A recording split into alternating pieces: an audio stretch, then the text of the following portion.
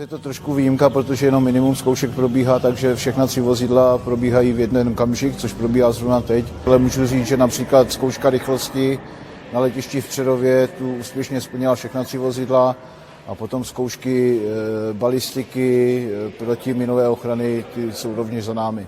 Je to zkouška toho, jestli to vozidlo uveze všechno, co má, to znamená materiál, munici a zejména plně vyzbrojené mechanizované družstvo. Jsou samozřejmě předepsané hodnoty druhů munice ke zbrani, které musí to vozidlo uvést. Nejenom to, co má napáskované, ale do počtu munice, které je předepsané.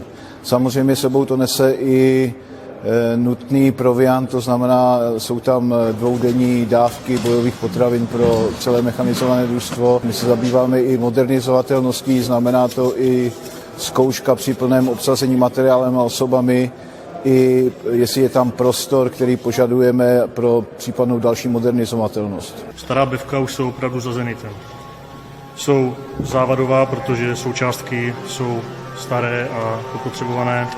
Tato nová vozidla splňují už dnešní požadavky, které jsou kladeny na boj a jednotka díky nim může lépe plnit své úkoly a přesně takovou moderní techniku my potřebujeme. Můžu říct s radostí, že to, co jsme si naplánovali, jsme splnili. Mám radost i v tom, že se nám nevyskytla žádná zranění ani žádné problémy s pandemií COVID.